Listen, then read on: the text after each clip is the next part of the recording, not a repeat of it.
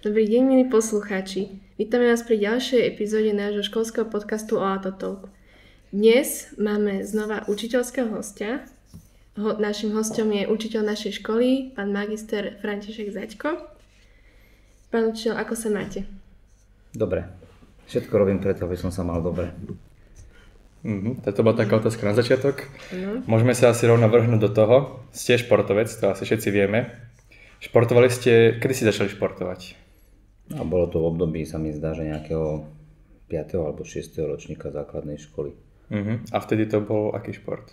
Myslím si, že som bol chvíľočku na tréningoch fotbalových, ale potom mi to tam nejakým spôsobom nevyhovovalo, pretože sme raz mali tréning, raz sme nemali tréning, nebolo to také akože ucelené, tak nás to viacerých tých chlapcov, ktorí potom neskôr sme prešli aj na hádzanú, lebo väčšinou to bolo tak, že všetci tí športovci boli sídliskoví nejakí, na 10 alebo 8 chodili na jeden šport, keď jedného, dvoch to prestalo baviť, išiel na druhý šport.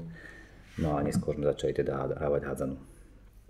A viedli vás k športu aj vaši rodičia? Áno, k tej hádzanej v podstate to bolo tak, že vlastne otec ma zobral neskôr na tú hádzanú a nepýtal sa ma, či ma to bude baviť, nebude baviť, či ma to zaujíma, či ma to nezaujíma. Myslím si, že to bolo aj správne, lebo treba tam najprv to dieťa zaniesť a až potom to dieťa po určitom období zistiť, že či tá daná aktivita ho baví alebo nebaví. A to si myslím, že je dnešný problém aj toho, že tie deti málo športujú, respektíve sú není v tých športových kluboch, pretože ten rodič nespraví tú vec, že ho tam zoberie, zanesie a začne to dieťa športovať. A možno príde po mesiaci domov alebo po 2 mesiacoch to dieťa a povie, jak je rado, že vlastne navštevuje tú partiu, tie deti a ten pohyb, že má. Takže vlastne nevie to dieťa, že či ho to vlastne bude baviť alebo nie? Nie, lebo v každej tom športe v podstate začína to dieťa v kategóriách, kedy je ešte dieťaťom a ono nevie, že či ten daný šport, respektíve každý ten daný šport v tých prvotných detských kategóriách je iba o pohybe a o hrách a nemyslím si, že nejaké dieťa hry nebaví, až potom neskôr to prejde nejaké také kvázi špecializácii, že teda sa to viac smeruje k hádzanej, k tým hrám, čo sa týka hádzania na bránu a jednotlivé tie veci, ktoré sa na jednotlivých športov už viacej robia. Väčšinou to v tých prvých kategóriách býva o hrách, súťaživosti a o nejakej tej kvázi akože radosti toho dieťaťa prežívať v športe alebo nejakej hale alebo s nejakou partiou spolužiakov. Aby sa hýbalo proste. Tak. Dobre, už tedy ste hrávali za Hlohovec, alebo? Nie, v podstate ja som začínal v Topolčanoch, aj celý kvázi ten život hádzanársky dieťaťa až do mužov, kde v podstate až keď som získal, alebo teda bol som v klube, alebo v tíme, ktorý získal majster Slovenska, neskôr sme boli aj tretí a až potom v podstate som odišiel nie do Hlohovca. Dostal som ponuku do Prešova, tedy kvázi to bol klub, ktorý postúpil do najvyššej súťaže, ktorý mal cieľ z postupu do najvyššej súťaže byť hneď majster tej najvyššej súťaže, čiže vlastne nakúpil hráčov a hneď na ďalší rok sme boli vlastne druhý, no a potom to už bolo len v podstate o tom, že bol až doteraz sa mi zdá plus minus 1-2 roky, čo bol niekoľkonásobný majster Slovenska a tak ďalej. Tam som bol 2,5 roka. Potom som prešiel do Čiech, tam sme boli rok, lebo v tom období sa hrávala československá súťaž, takže aj Češi mali záujem posilňovať družstva a väčšinou tak po 2-3 rokoch sa tie družstva aj obmieniajú, čiže ja som po tých 2,5 roka, kde sme získali aj teda dvakrát majster Slovenska, raz sme boli druhý a vyhrali sme aj Československú ligu, plus sme boli aj úspešní v pohároch. Také bolo to akože veľmi pekné obdobie, sa tam družstvo obmienialo a ja som prešiel do Čiech, ale v tom roku sa rozhodlo, že daná súťaž v ďalšom ročníku už nebude pokračovať, takže všetky tie peniaze, tie kluby, čo zháňali, vedeli, že sú v podstate už zbytočné, pretože v ďalšom roku sa tá československá súťaž rozdelí a není zmysel teraz nejakým spôsobom chovať alebo dotovať slovenských hráčov v Čechách, takže potom som išiel naspäť na Slovensko a tak som sa dostal potom až do Hlohovca, lebo už potom som do Topolčia nešiel, pretože v tom období, keď ja som bol v Prešove, respektíve prešiel som Prešiel som z Topolčian do Prešova. Topolčany vypadli do nižšej súťaže, čo bolo potom predmetom aj teda súdu a jednotlivé veci, ktoré som tam ja vlastne riešil s Topolčanmi. Preto som možno v Topolčanoch bol aj tak obľúbený, pretože som sa súdil svojim materským klubom, ktorý v tom období dostal za mňa 300 000 korún. To bolo v tom období, to bolo v 2003, to bolo možno na 2 byty. Čiže si viete predstaviť, koľko dostali za mňa peniazy Topolčany, keby tento rok predajú hráča a môžu kúpiť za to 2 byty v Topolčanoch. Takže ja som nejaké tie výplaty nedostal od toho klubu, ktoré sme sa súdili. Bolo to pre nejako taký unfair, že ja som odišiel do Prešova v čase, keď daný klub nejakým spôsobom hral baráž a nakoniec aj vypadol. Ale pointu to malo ešte tu, že vlastne ja som sa vo februári v tom danom roku zranil. Mal som odtrhnutý krížny väz, čiže mal som robenú plastiku krížneho väzu. 5 mesiacov som nemohol hrávať a práve v tomto období tieto Topolčany hrali tú baráž. A ja som teda nepomohol v tej baráži, lebo som nemohol, pretože som nejakých 5-6 mesiacov sa taká daná vec vlastne lieči. No a na ďalší rok som hneď od septembra v podstate, alebo od augusta nastúpil v Prešove a oni to brali ako nejakú takú situáciu, ako keby som si ju vymyslel, že teda práve v tom období, keď Prešov išiel cez Topolčany, ja som sa zranil, čo sa nedá nejakým spôsobom naplánovať a bol na operácii, kde mi robili plastiku a práve ten Prešov, do ktorého som ja vlastne prešiel, bol ten mančaft, ktorý vlastne vyradil Topolčany a Topolčany na základe Prešova išli do nižšej súťaže a tam začal potom ten boj aj na súdoch. Takže som si užil ako 20-ročný všetko. Tak keď za vás aj toľko peniazí dostali, asi vieme všetci povedať, že ste dobrý hráč? Tie peniaze dostali za mňa na základe tabuliek, čiže či by som bol dobrý alebo zlý hráč, to je taký relatívny pojem. Tie peniaze musí dostať ten daný klub, volá sa to, že výchovné a boli tam aj nejaké reprezentačné štarty, takže tam sa to potom ako naceňuje viacej, ale pointa asi bola tá, že teda keď ma niekto chcel aj po zranení, tak asi tam nejaké tie kvality boli. A otázka bola, že čo potrebuje dobrý hádzanár. No, keby hľadáte takého nádejného hádzanára, čo by ste hľadali?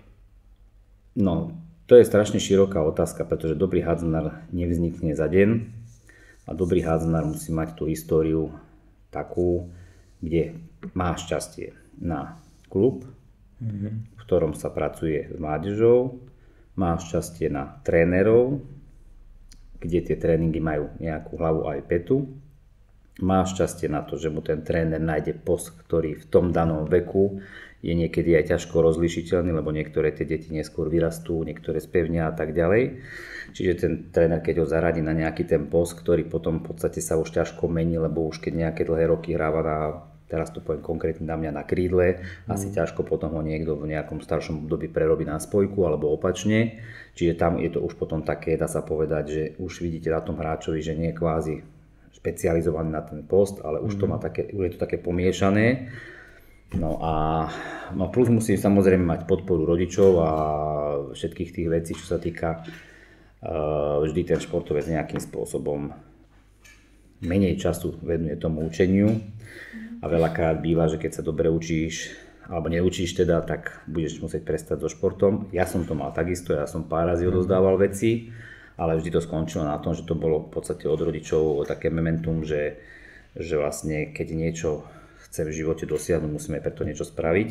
To znamená, že nie je len všetko behať, ale treba aj si plniť povinnosti a keď si splním povinnosti, keď to len tak jednoducho pomenujeme, tak potom môžeš aj na tie tréningy chodiť, takže som si splnil povinnosti a vrátil som sa k hádzanej. Takže tam ten dobrý hádzanár potrebuje od toho mladého veku mať šťastie na všetko, podporu, no a potom to som nespomenul ešte stále jeho a on musí potom ešte chcieť veľa robiť na sebe.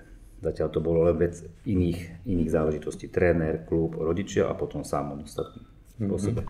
Máte možno nejaký tím, v ktorom sa toto všetko deje, ktorý sa fakt, že vie starať o svojich hráčov od malička?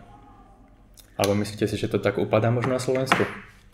Ďalšia ťažká otázka, respektíve nie ťažká, ale veľmi obšírna, pretože keď by som zobral tím, ktorý je kvázi finančne zabezpečený, povedzme ten Prešov, ktorý je automaticky tým, že vlastne má nadmieru peňazí vzhľadom k našej lige alebo na Slovensku, automaticky chce dosahovať nadmieru výsledky a nie len na Slovensku, keďže je niekoľkonásobný majster Slovenska, tak chce tú kvalitu alebo to meno alebo vyhrávať aj iné zápasy ako so slovenskými klubmi. Čiže tá práca s tou mládežou tam je zaručená. Len potom je najväčší problém ten, že či to dieťa, ktoré prejde už alebo by malo prechádzať do mužov, do mužskej kategórii v tom danom veku, či ten klub má čas na to, aby niekoľko rokov, lebo dorastenec, keď prejde do mužskej kategórie, nie je dané, že keď je dobrý dorastenec alebo jeden z najlepších hráčov v dorasteneckom tíme, kde sú hráči, ktorí aj menej chodia na tréning, aj viac, čiže hovorí sa tomu, že jednooký je medzi slepými král, že teda nejakým spôsobom môže vynikať tam, kde by vynikal aj niekto iný, ale príde do mužskej kategórie a je to úplne iné a to bolo pri klube, ktorý si dovolí kúpiť kvalitnejších hráčov, ako sú sami Slováci.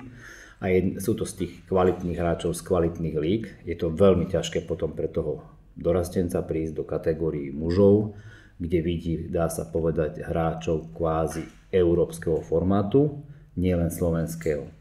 A tam môže byť ten problém Prešova, že má peniaze, má všetko toto, čo si sa pýtal, ale potom je to ťažšie. Vízia potom tých chlapcov je taká, že na čo trénujem, prečo to robím, keď ja sa vlastne do mužov na hracú plochu za nejakú dobrú zmluvu ani nedostanem, pretože ten klub u mužskej kategórie má úplne iné plány s menom klubu a tak ďalej. Čo sa týka tých klubov, ktoré tie peniaze nemajú, povedzme u tých mužov, tam môže byť tá práca s tou mladžou taká istá kvalitná, ale problém je, že potom keď majú prísť do mužov a pomáhať tým klubom, veľa dnes študentov končí tým, že ide na tú vysokú školu a z tých klubov, do ktorých každý na nich čakal, že prídu už do mužov, zrazu idú všetci na nejakú vysokú školu, alebo potom už nie je toľko peňazí v tej mužskej kategórii, aby on si mohol dovoliť hrávať len hádzanú, respektíve mať jednoduchšiu robotu, aby po obede chodil na tréningy nie unavený, alebo aby na tréningu sa nemusel šetriť, lebo zajtra idem do ďalšej ťažkej ráno šichty a ja na tréningy som si prišiel vlastne len hlavu vyvetrať. Takže ono to je veľmi zmiešané a veľmi ťažké a taký začarovaný kruh.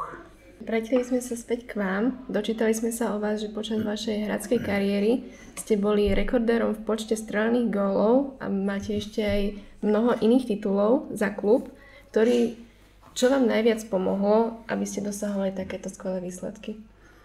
Tak, vrátim sa zase na začiatok, šťastie na trénerov, že mi našli post, ktorý mi sedel, že som nemusel meniť tie posty a potom som bol kvázi, by som bol nevýrazný. V čase, keď som bol na tejto škole obchodnej akadémii, som trénoval toľko čo ostatní, plus som ale trénoval už v tom období, otec bol taký prezieravý, asi to funguje, logika dáva, že asi to tak má fungovať, aj to tak funguje. Kto viac číta, sa viac dozvie, kto viac trénuje, mal by byť teoreticky, ak ten tréning je efektívny a kvalitný, mal by byť lepší. Takže ja som chodil na dva, kvázi dneska povedané, že individuálne súkromné tréningy s jedným hádzanárom Topolčian, Milanom Jakubičkom, ktorý v podstate sme vždy v útorok po vyučovaní, aj piatok po vyučovaní, ešte pred mojím svojím tréningom kvázi dorasteneckým som hodinu trénoval s ním veci, ktoré na ten daný post sú špecializované, to znamená venoval som sa výskoku, venoval som sa obratnosti, venoval som sa strelbe. No a toto bolo gro toho, čo mi zabezpečilo byť, dá sa povedať, v tej strelbe úspešný, respektíve tých množstvo golov, ktoré som dal, či už v tom jednom zápase, alebo teda všeobecne, bolo podľa mňa toto hlavné, čo rozhodlo o tom, že som nebol v tej šedej, širokej zóne všetkých ostatných a že som sa odlíšil vo výkonnosti tým, že som sa líšil aj tým, že som robil preto viac ako ostatní. To bola celá pointa. Takže možno aj pre mladých ľudí, že keď chcú byť kvalitným v tom určitom športe, musia niečo viac vynaložiť. A neplatí to len o športe, vo všetkom. Vo všetkom. Keď chcete byť múdrejší, musíte čítať viacej kníh. keď chcete byť, ja neviem, zdravšie, musíte sa lepšie stravovať ako tá šedá zóna. Vo všetkom. To je také základné pravidlo a v športe to platí tobôž, pretože na tých tréningoch všeobecných nemá čas ten tréner sa venovať 12 hráčom individuálne. Venuje sa, dá sa povedať, všeobecne hre a hádzana. Rôzne veci, ale konkrétne tomu individuálne, respektíve tá hra sa skladá z individuality hráčov. A aké individuality a respektíve individuálne schopnosti tí hráči majú, tak potom aj je úspešný ten klub. Takže v podstate aj ona to čas nemá, takže je prirodzené, že dneska chodia hokejisti individuálne trénovať a myslím zámorskí a stále na sebe pracujú.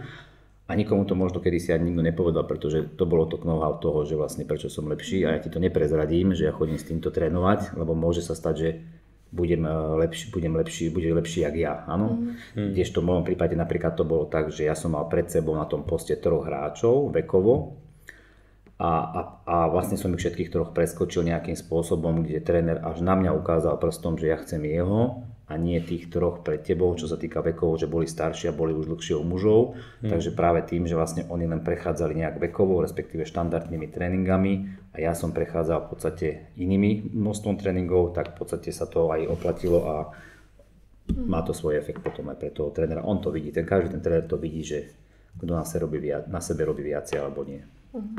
Takže treba všetko proste predbehnúť, ak chcete byť niekde vynikavý. Tak... Dobré slovíčko, že áno, predbehnúť, respektíve byť o krok vpred. Presne tak.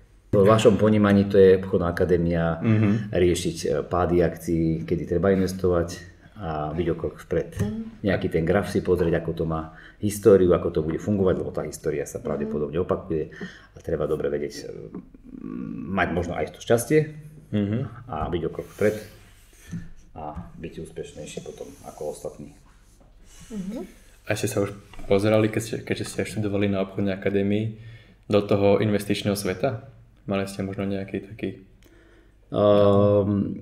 Keď v mojom období, keď som ja študoval na obchodnej akadémii? No napríklad, alebo aj teraz. Nie, vtedy ešte toto nefungovalo, čo dneska funguje, čo sa týka investovanie a fondy a ETF a Bitcoin a cez aplikácie rôzne, ako možnosť jednoducho investovať. Ani nám nikto nevysvetľoval, čo znamená každý, mesiac si dávať 50 € krát 20 rokov krát 5% v priemere nejakého, dá sa povedať, aj dobrého, aj zlého obdobia a tak ďalej. To tedy vôbec neexistovalo, tedy sme účtovali len. Ale v podstate moje investovanie bolo asi to, že spomeniem, že mal som rodičov, ktorí nás s bratom veľmi prísne viedli k váženiu si vecí a míňanie peňazí. A v podstate, keď som bol v Prešove a dostal som vtedy nadštandardnú zmluvu, zarábal som ďaleko viac ako moji rodičia, možno aj obidvaja dokopy. A to mama bola v podstate doktorka, otec bol inžinier, riaditeľ podniku. 90% výplaty som odložil, lebo mal som tú výhodu, áno. Mal som stravu a ubytovanie zdarma, ale manželka tam išla so mnou, respektíve vtedy priateľka, keďže ja mám dlhoročnú manželku, my sme od strednej školy spolu, takže tá pochodila vlastne so mnou všetko. No a vlastne pracovala tam tiež, takže moja ekonomická alebo investičná záležitosť začínala už vtedy, kedy ja som už vlastne 22 odkladal všetko, čo sa dalo a prvý nákup bol vlastne byt. Kdežto mal som tam spoluhráčov, ktorí zarábali možno aj trošku viac ako ja, alebo aj viac ako ja a ten život bol úplne iný. Čiže šťastie moje bolo, že som tam mal priateľku, terajšiu manželku, ktorá a v tej dobe to bolo ešte, že to nebolo také vypuklé, jak teraz, že teda všade všetko kúpime, všade chodíme stále na obedy, všade chodíme na večere, všade chodíme na vínko a v podstate nepozeráme do svojej budúcnosti, že môžu byť aj horšie časy, kdežto u športu to platí dvojnásobne, že tam to je z jedného dňa na druhý, respektíve príde iný tréner a zase hovorím o tom šťastí a povie si, ja chcem tohto a týchto môžete poslať preč a 2 roky nemáte klub možno. A vlastne ja som mal to šťastie, že sme vlastne všetko odkladali, aj ona pracovala, aj ja, čiže my sme v podstate 90% alebo 80% z 2 výplat odkladali.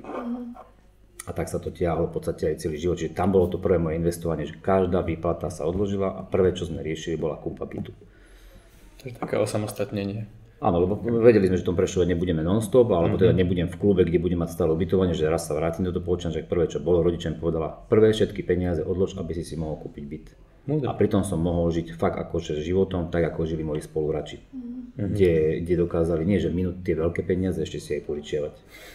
Lebo viem, že na ďalší mesiac dostanem veľkú výplatu, nemám problém ti to vrátiť, tak mi požičaj a to bol potom začarovaný kruh a myslím si, že to stávajú viacerí športovcov, že ďaleko viacej zarábajú alebo respektíve míňajú, ako zarobia a zarobia teda niekedy aj veľa.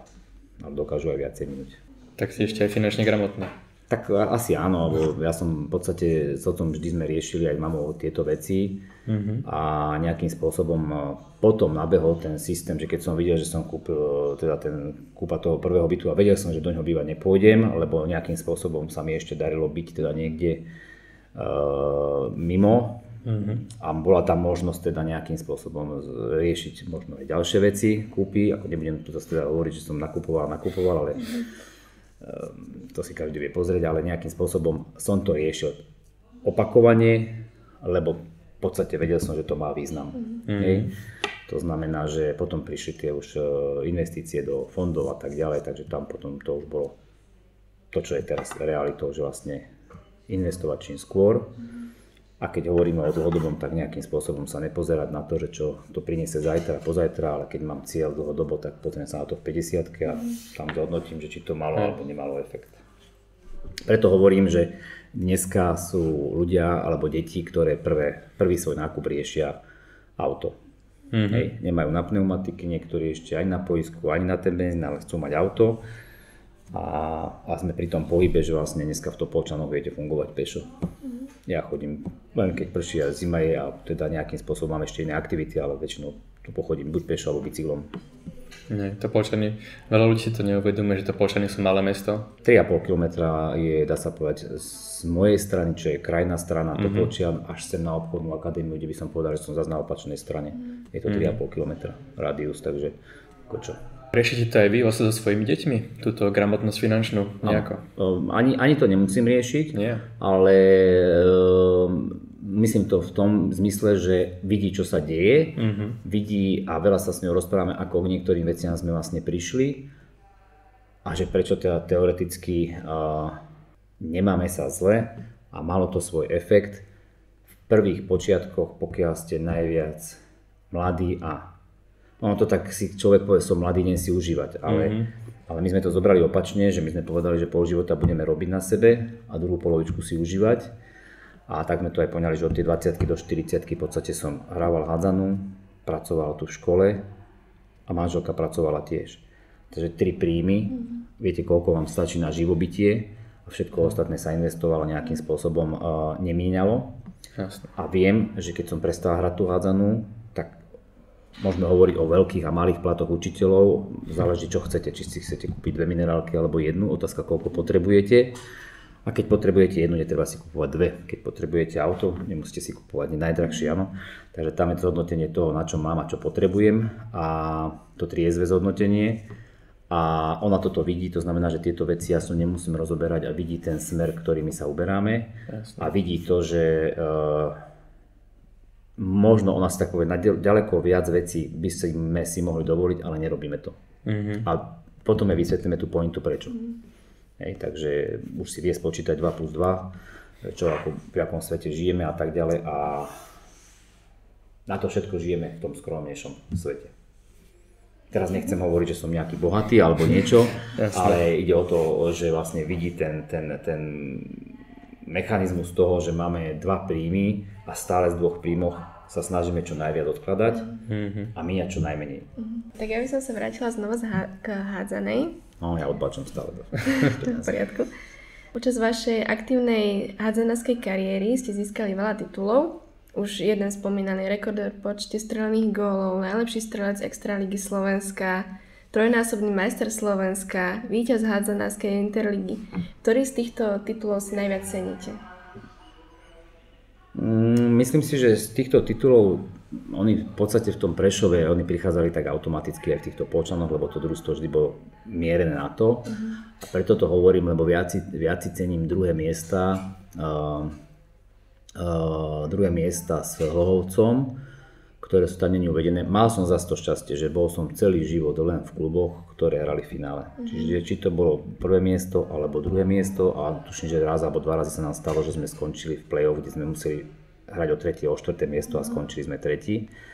Čiže ja som sa celý život pohyboval na tej kvázi tej špičkovej úrovni, aj tréningov, aj prípravy hráčov. Môžem spomenúť, že viac som bol so svojimi spoluhráčmi, keďže som bol do druhej v práci a o 5. som odchádzal do Hlohovca, 16 rokov, a o 9. som prichádzal domov, plus soboty, keď zoberete, že idete niekde 4 hodinky alebo 3 hodinky a plus zápas, takže dokopy 6 hodín. Viac som bol s týmito spoluhráčmi ako s rodinou. A viac si cením tie druhé miesta, pretože ten Prešov bol potom už neporaziteľný a ten zostatok tímov boli ďalšie 4-5 klubov ešte na rovnakej úrovni a tam bol vlastne ten boj. Čiže každé to druhé miesto pre nás v tej lige, to bolo tak, dá sa povedať, nepísaným tajomstvom, že každé to druhé miesto bolo pre nás ako majster. Lebo ten Prešov bol akože niekde inde, to bol že automatický majster. A každé to finále s ním bolo vlastne už ako keby ste boli majster s majstrom hráte. A my sme si to kvázi to druhé miesto 4 alebo 5 krát bolo, a myslím si, že viacej, že vlastne každý rok tam bolo, vlastne boli tam nejaké obdobia, čo som bol teda aj v tých Čechách, aj ten začiatok Hlohovca bol teda ťažší, samozrejme nebolo to hneď druhé miesto, ale potom po nejakých 5 rokoch alebo 4 rokov už potom bolo stále ten Prešov, že hral to play-off, takže tie druhé miesta boli, ktoré sú tu není spomenuté, oveľa pre mňa cennejšie, lebo dostať sa do finále s Prešovom bolo v podstate pre nás jasné, že ako to skončí. Nebolo to vždy teda tie zápasy akože, že by neboli vyrovnané, ale teda tá sila na tom Prešove bola jasná. Keď ste hrali hádzanú, už ste uvažovali vtedy nad tým, že by ste v budúcnosti chceli aj trénovať? Keď som hral hádzanú, tak som, kedysi hráči končili nejakých 32-3 rokoch, to bol pre klub už kvázi starší hráč, prichádzali mladí. Ale doba sa posunula v tom, že veľa sa hovorí o životospráve, veľa sa hovorí o trénovaní kvalitnejšom, efektívnejšom a možno, že menej náročnejšom pre ničenie samého tela, ako kde tí 33 roční kedysi boli tak zničení, jak dneska 37-38 ročný hráč. Takže ja som možno, že kedysi rozmýšľal. V prvom rade bolo to, že prečo chcem hrať, alebo respektíve keď sa vrátim, hral som hádzanú a preto som chcel aj učiť. Vedel som, že tú hádzanú môžem hrať po priučení, lebo viem, že to školstvo trvá do nejakej 14-15 hodiny, potom môžem trénovať. Potom som myslel, že tú hádzanú ako hráčskú kariéru môžem vymeniť za tú trénerskú, no lenže keďže ja som v podstate, jak som spomínal, tých 15 či 16 rokov v Hlohovci nebol doma. Áno, keď to zoberiem, že vlastne som od tej tretej sme skončili, od 5. som bol v podstate v aute, o 6. bol tréning, do 8. o 8. som, po 9. som sadol do auta, o 3. o 14. som bol doma. To bol kolobeh 14-15 rokov u mňa. A po 40. keď som skončil teda až v 40. tak je nepredstaviteľné, aby som v tomto kolobehu pokračoval. Takže by som išiel zase do toho istého, že pobede na tréning, sobotu so žiakmi alebo s hocikým na zápas. A to by si kvázi moja rodina určite nezaslúžila, pretože manželka vychovala kvázi dceru sama a prežila ten život, dá sa povedať, sama. A za čo jej veľmi pekne ďakujem, ale nie vždy to každá žena vydrží alebo nejakým spôsobom akceptuje. Až také to trvanie, že do 40, kde z toho hovorím, ja som 40 až skončil. Hej. A dá sa povedať, že to najkvalitnejšia časť tej hry bola možno, že až od tej 33, kedy si bol hráč skončil, tak ja som tu najkvalitnejšiu mal od 30 do tej 38 rokov. A 2 roky som sa už len zviezol do 40. Takže napriek tomu ste sa ale vrátili znova do tohto kolobehu, ale ako asistent trénera, zmenilo sa niečo v klube za ten čas, čo ste tam boli? Určite áno, tam ten klub je v podstate už amatérsky, kde je vlastne, ja som sa tam vrátil, čo som teraz hovoril, že to nebudem nikdy robiť, ale vrátil som sa s tým, že vlastne je to pre mňa jedenkrát v týždni, plus ten zápas, a je to len preto, že teda je veľmi ťažko nájsť trénera do klubu k hráčom, ktorí sú vlastne amatéri, ktorí to viac menej berú ako nejaké oživenie toho dňa a možno nejaké jemné privyrobenie si.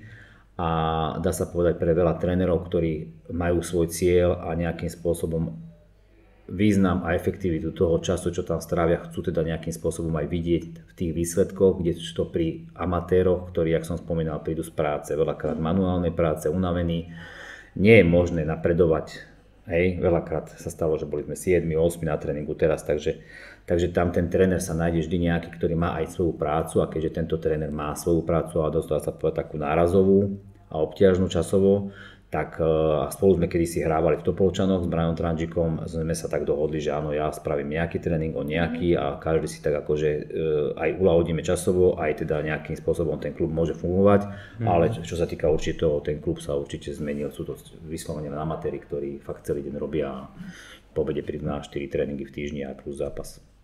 Asi vám to je aj ľúto, že to takto znížila laťka. To ešte sa len zníži laťka, lebo keď to takto pôjde ďalej, tak tie kluby už nebudú ani existovať, ani fungovať, pretože už je problém dostať trénera do klubu, ktorý z hľadiska tých hráčov nemá žiadne ciele, vízie, pretože keď som bol mladší, ja som chcel vyhrávať, ja som chcel byť majster ligy a dneska sú hráči, ktorí v podstate vedia, že ten cieľ si ani nemôžu dať, lebo by museli strašne veľa pre ňo spraviť a vedia, že to nie je možné. Čiže oni si už ten ani nie že ochotný, ale nie je možné, pretože chodia do tej práce, lebo už vlastne začali automaticky s prácou a potom k tomu bola hádzaná a nie je možné dneska pracovať na tom, že by som nechal prácu a pracovať na tom, aby som sa zlepšil v ich veku, povedzme, a možno ma niekto osloví a budem teda vyhrávať, budem ten majster, alebo pôjdem niekde von do nejakého dobrého klubu, nevymenia to už za to, pretože to by bol veľký risk na to, že vlastne necháte prácu, začnete na sebe pracovať a možno sa vám niekto ozve a dá vám nejakú zmluvu a či to bude na rok, na 2, na 5, to nikto nevie, takže oni už do tohto určite nejdú a preto je to pre nich viac menej ako kvázi taký krúžok. A keď sa vrátim k tomu trénerovi, už málo ktorého trénera dostanete ku krúžku, aby míňal každý deň on po svojej práci ďalšie 3 hodiny plus soboty, niekde odcestovaný, bez nejakého takého efektu, že moja práca, alebo moje myšlienky, alebo moja, dá sa povedať, tá kompetencia, čo viem, čo by som mal robiť, nemá žiadny efekt. Len sa chodíme, zabeháme si, zahádžeme si a v sobotu uvidíme, ako to dopadne. Hej, takže to už málo tých trénerov to tak akože akceptuje a tak my sme sa na to s Brianom dali, že skúsime to a uvidíme, koľko to vydrží, ale je to ťažké. Na psychiku. Takže vieme o vás teda, že ste asistent trénera, hrali ste hádzanú a ste aj učiteľom, ale ste aj poslanec za mestskú časť v Topolčanoch. Máte alebo budete presadzovať aj nejaké návrhy na zlepšenie možnosti športovania v meste? Jedna vec je návrh, druhá vec je možnosti a myslím si, že všetci máme pustený nejakým spôsobom televízor alebo otvorené oči na každú vec, ktorú mesto by chcelo robiť, si teda samo mesto určite nedovolí a vie len cez nejaké eurofondy a prispievať, ale ani ten nejaký pomerný povinný doplatok k tým eurofondom už mesto veľa razy nemá a niekto by chcel robiť ihrisko, niekto by chcel robiť chodník, niekto by chcel ja neviem čo, takže vždy je to problém presadiť nejaké takéto veci, aby sa neobralo o niečo iné, ale myslím si, že Topolčany majú dosť ihrisiek, možno 1-2 ešte keby pribudnú, typu ako je na sídlisku Východ, za ktorú čas som poslancom, nové teraz na sídlisku Juh bolo postavené, miesto takého pôvodného betónového ihriska a možno ešte 2 také ihriska časom sa vybudujú a myslím si, že to je ako pre mesto naše, ako dá sa povedať kvalitné zóny na to, aby sa tam deti našli. A vidieť, že tam aj chodia, alebo ja to vidím aj z balkóna, že vlastne pri tých pingpongových stoloch, ktoré si kedysi neboli, sú non-stop deti na basketbalovom tom ihrisku, kde sa dá aj fotbal, aj basketbal hrať, je non-stop veľa detí. A predtým tam boli tiež tie isté ihriska, ale v podobe obyčajnej betónovej plochy. Lobda im utekala šírinou, takže ich to nebavilo, takže teraz keď to je všetko ohradené, oplotené, tak tam je plno detí, takže ako má to svoj efekt. No. Takže presadzovať sa dá, otázka, či na to mesto má. Aký je váš obľúbený šport okrem tej hádzanej? No touto otázkou v podstate môžeme aj ukončiť celé to o tom športe. Sú tam športy, ktoré sú na pozeranie alebo ktoré robím, akože baví ma lyžovanie a dá sa povedať aj všetky druhy športov, tenis a tak ďalej, ale keď tak rád si pozriem možno hokej, fotbal. Hádzanú moc, ako pozerám ju, ale hádzanú ma moc nebaví pozerať, lebo je to, pre mňa je to stále to isté, ale z pohľadu ako trénerského tam viem, čo mám pozerať, ale keby to mám len tak pozerať, tak ma to až tak nebaví. Tá naša hádzaná, tá štandardná, respektíve tá svetová, európska, tak tá má svoje také akože na pozeranie vecí. A tie záznamy sú už v podstate aj pekne urobené, že teda vidieť, čo ten hráč, akým spôsobom technika a také niečo, čo v našej lige človek nevidí. A keby som to mal ukončiť, čo sa týka toho športu, také posolstvo pre tých mladých ľudí. Ja som mal šťastie, ako sa hovorí, za všetkým hľadajte ženu. Takže to ja vidím v rámci svojich spoluhráčov, ktorí v podstate nemali takéto šťastie, že tá žena mi nejakým spôsobom vo všetkom pomáhala. Nebola žena, ktorá rada míňa peniaze. Aha.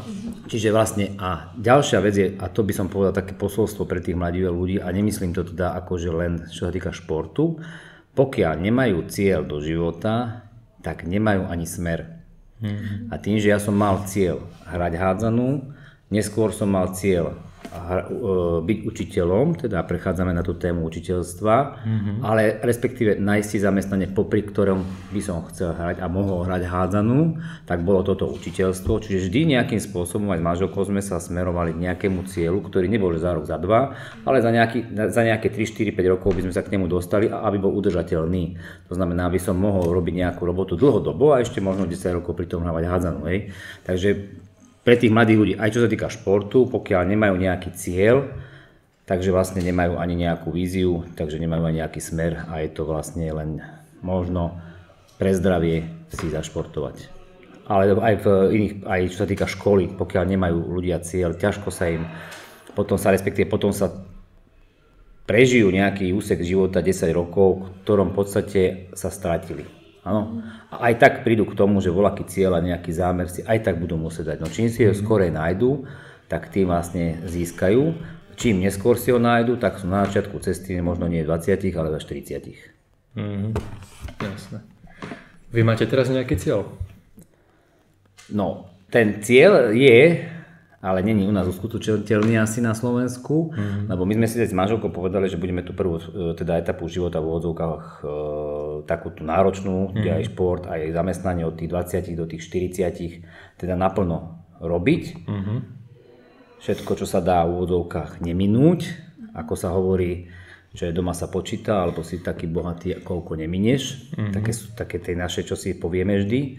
Áno, alebo kupujeme si len, alebo šetríme a kupujeme si veci, ktoré len potrebujeme. Áno, lebo možnosti sú, ale nie je otázka, či ich potrebujeme tie veci. Aby sme mohli tej druhej, to je tá otázka, tá odpoveď na tú otázku, aby sme v tej ďalšej etape 40 až povedzme 60 mohli tým ľahším životom a bez nejakých stresov žiť.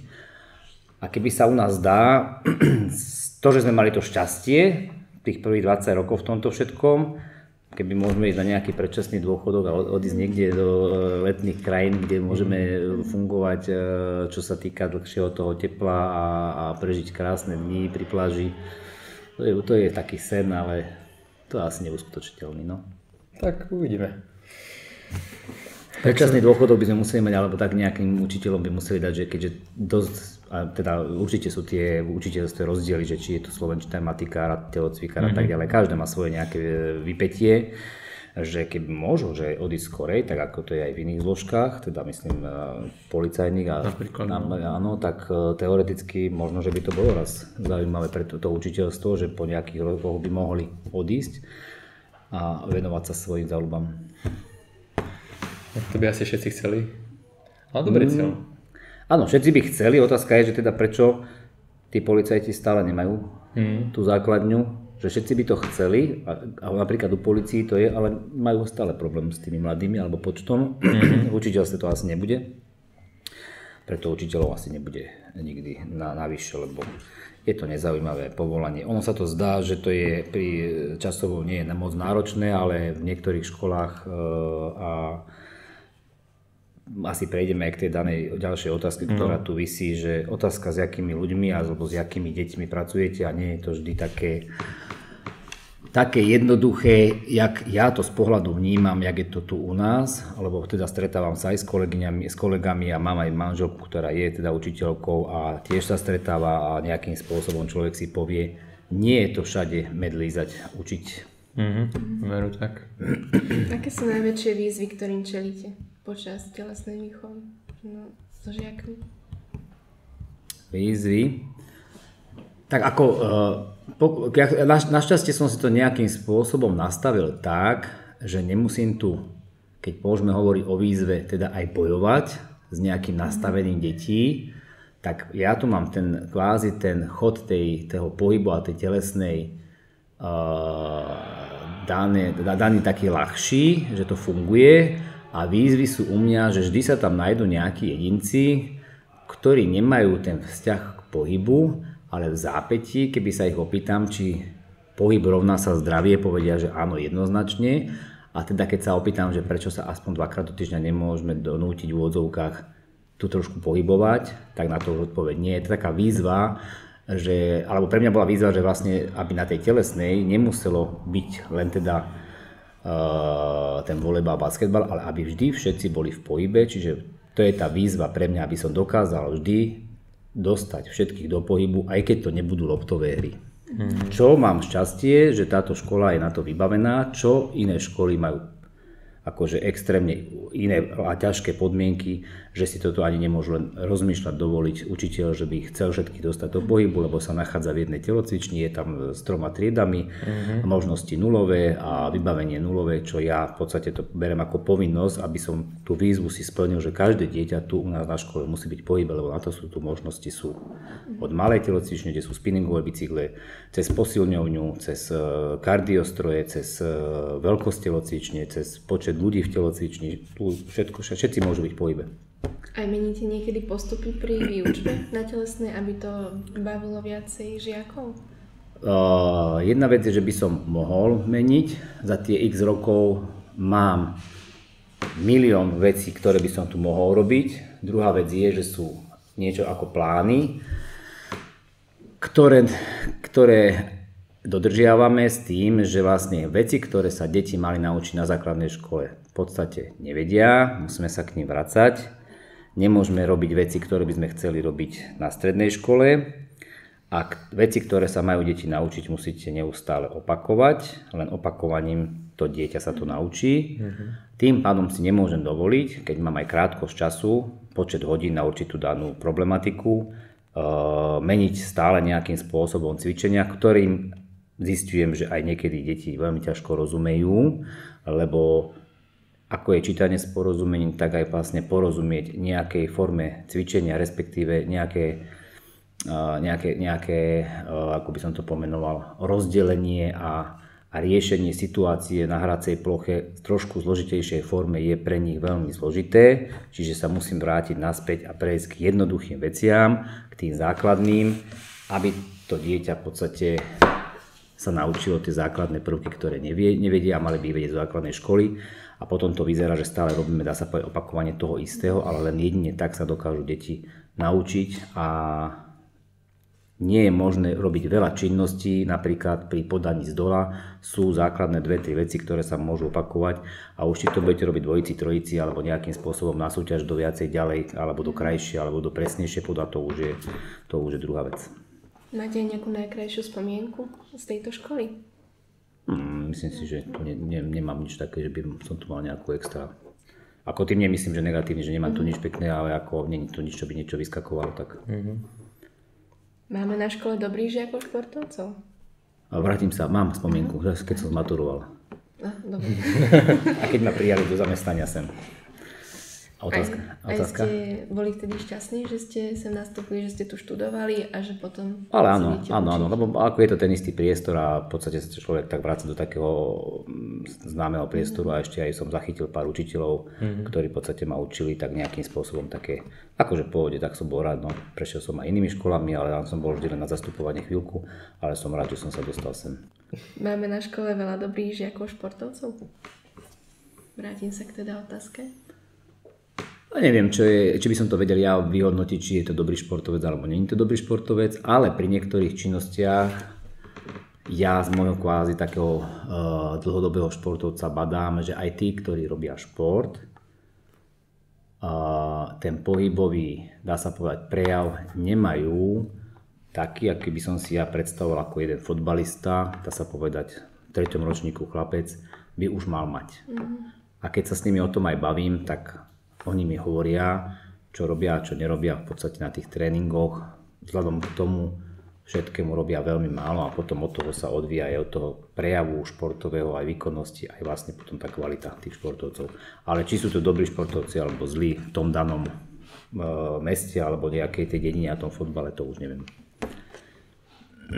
A máme tu teda poslednú otázku. A tá je, že doba sa stále posúva vpred a športy sa začínajú prepájať s digitálnym svetom. Sú podľa vás plnohodnotné cvičenia v aplikáciách na YouTube alebo rôzne jedálničky na Instagrame, čo propagujú aj influencery?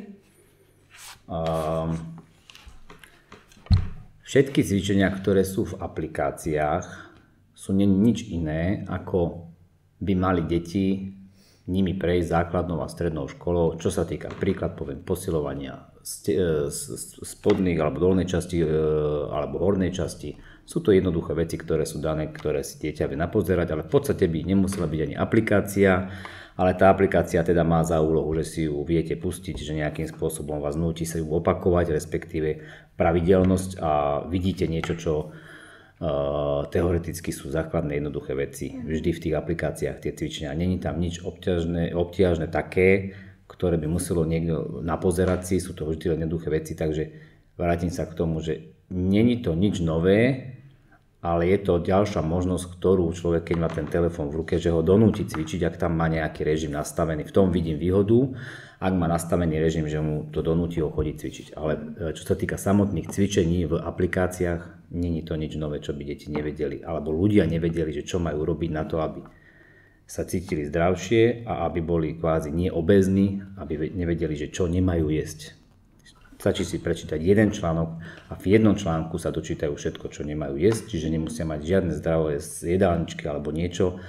Myslím si, že 90% ľudí vie, že je nezdravé jedlá a keby ich obmedzí, tak nebude obézny a každý zdravý, alebo dá sa povedať priemerný človek vie, čo si má zacvičiť, aby bol zdravý. Vy máte nejaký jedálniček, alebo mali ste, keď ste boli ešte plnohodnotný športovec? Nemali sme jedálničky, skôr sme mali nejaké len také ako obdobia, kedy sme nemohli pribrať alebo nejakým spôsobom niektorí museli schudnúť, ale nejaké jedálničky špeciálne nie, akurát sme vedeli, že čo môžeme pred zápasom a čo nemôžeme jesť, respektíve dodržiavať nejakú tú, dá sa povedať, zdravý životný štýl, teda keď teda bolo viacej dní voľno, aby sme sa tam nerozšúpli, lebo ten život športovca je veľmi stresujúci a potom sa tam vlastne pri určitých dňoch voľna, ako je to na psychiku veľmi, lebo to zápas od zápasu idete s tým, že musíte, keď nevyhráte, keď neuhráte, keď nebudete hrať dobre, keď neúspejete, môže prísť narušenie k tomu, že nebude zmluva, nebude ďalší príjem, nebude ďalšie, takže to je veľmi dôležité, ale veľmi ťažké, kdežto v zamestnaní alebo nejakom tomto není to až tak, že od dňa alebo od zápasu k zápasu, od víkendu k víkendu, že či vás prepustia alebo neprepustia. A v športe to vlastne funguje, že si niekto môže pozrieť, ja neviem, mesiac sa vám nedarí a už s nejakým spôsobom dostanete návrh na zníženie platu, potom po návrhu je to.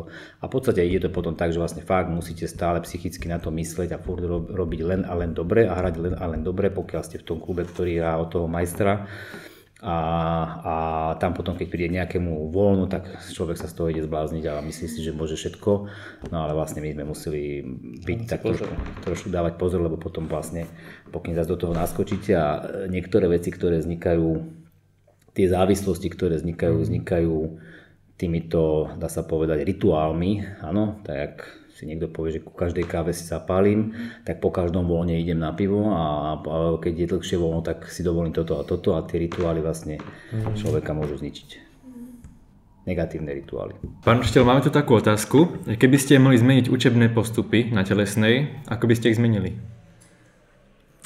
Učebné postupy, respektíve komplet celú tú telesnú výchovu, ktorá bola doposiaľ zaužívaná s učením a hodnotením a ísť podľa nejakých plánov, ako bolo doposiaľ, ak by sa dalo, úplne zmenil a doprial žiakom fungovať v režime a tie rozpravy s tými žiakmi už aj vlastne o tom prebehli. Je to pravdepodobne nemožné z pohľadu vyriešenia rozvrhu a všetkých tých ostatných vecí, ale v niektorých krajinách tak funguje. Žiaci by mohli si vyberať už na strednej škole. Na základnej škole môžu byť, že tie základy všetky musia prejsť, ale na strednej škole by sme sa už nemuseli zaoberať všetci a všetkým. A niekedy to vyzerá, že sa učíme vlastne všetko a vlastne nič. Jasne. Ale rozdeliť to pre tých žiakov a dopriať im počas tých 4 rokov, mať si možnosť vybrať, chcem chodiť pol roka na volejbal. Prihlásia sa žiaci na volejbal. Chcem chodiť na basketbal, fitness, atletika, gymnastika. Ale všetci žiaci školy by sa museli niekde prihlásiť a počas 4 rokov by museli absolvovať vždy, povedzme, ja neviem, 2 veci z tohto, aby to nebolo, že teda sú len na jednej, alebo všetci sú len na jednej, ale 2 veci z tohto by museli absolvovať počas tých 4 rokov a už či by boli na jednej, povedzme, na basketbale rok, alebo len pol roka, to by bolo už na nich. Myslím si, že vôbec by nevadilo, keby sa stretnú žiaci 1. a 2. ročníka, povedzme 3. a 4. ročníka.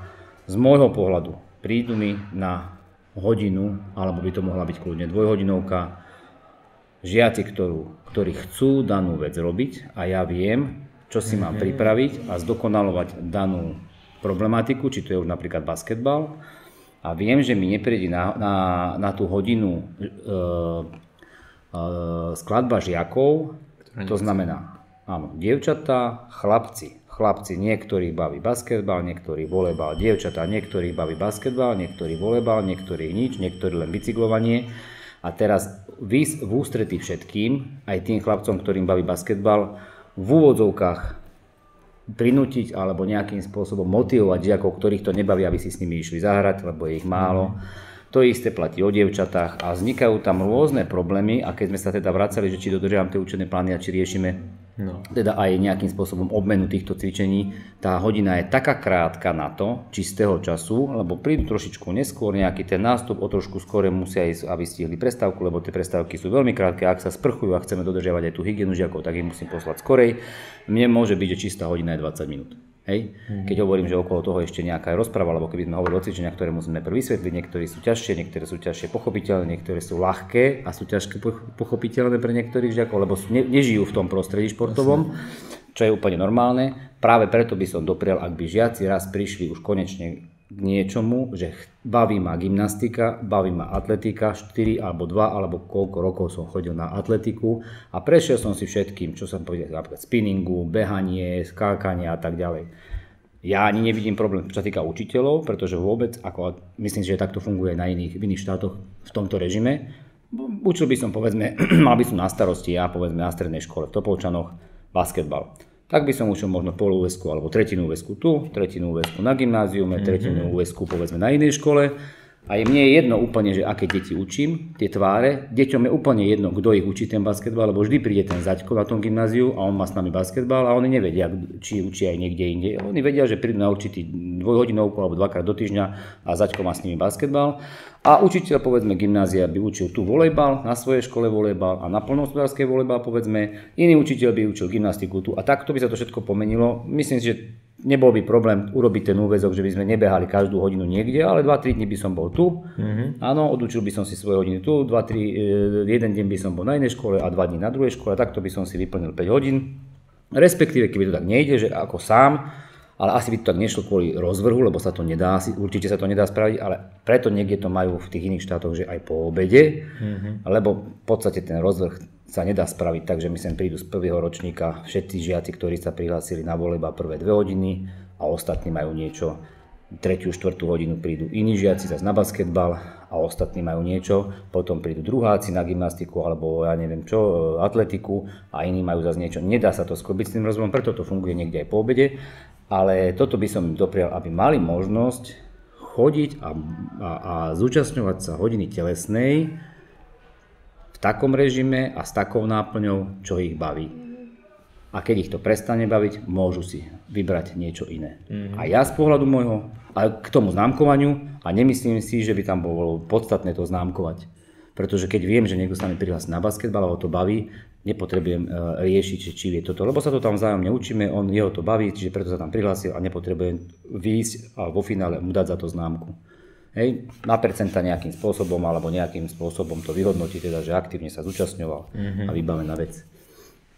Dobre. Takže toto by som im doprial do budúcnosti. Myslíte, že by s tým súhlasili aj iní učitelia telesnej? Bavil som sa s niektorými, nebola odpoveď, že áno, tak by to bolo dobre, alebo tak by to bolo zle, ale že je to zaujímavá záležitosť.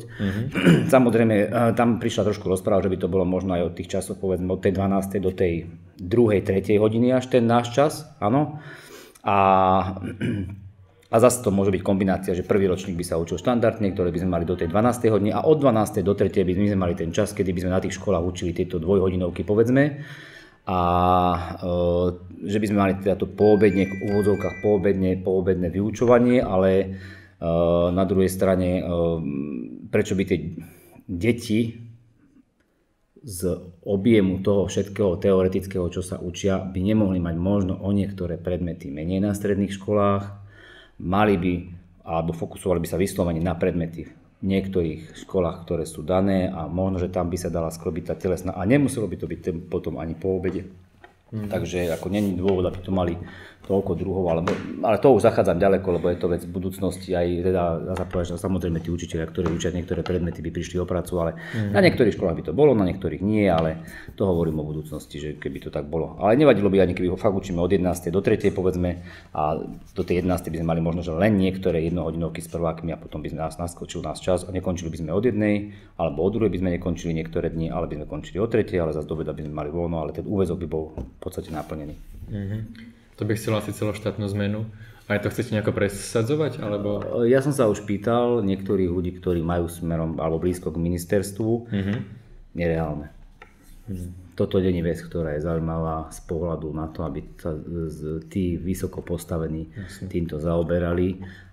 A keď som potom ale prešiel na tému, že vlastne ja keď budem mať, alebo v meste Topolčany, bude sa môcť prísť pozrieť tréner na ten basketbalovú hodinu, kde chodia tí basketbaloví, je možné sa tam vybrať do jeho týmu nejakého prváčika, alebo druháčika, v ktorom vidie potenciál, lebo sa stretol s basketbalistami, bude vidieť ten posun v tom druhom ročníku, tak vlastne aj na tejto telesnej podstate začína ten možno aj neskorší trošku, ale doplnok alebo výber niektorých hráčov, ktorí by, alebo volejbalu, alebo teda atletiky a tak ďalej, možno na niektorých školách by bola aj hádzaná, ak majú podmienky, vedeli by si tam vybrať deti do svojich klubov, pretože sa prihlásili na telesnej na basketbal, ho to baví, prečo by nemohol chodiť ešte teda aj na tréningy, keď tréner ho osloví, že to je aký šikovný chlapec, má dobrý pohyb, má, dá sa povedať, aj somatotyp dobrý, takže to oslovenie na týchto hodinách, kdežto keď príde na moju hodinu, tam je spleť ľudí rôznych možných pohybov a všetkého možného a koordinácií.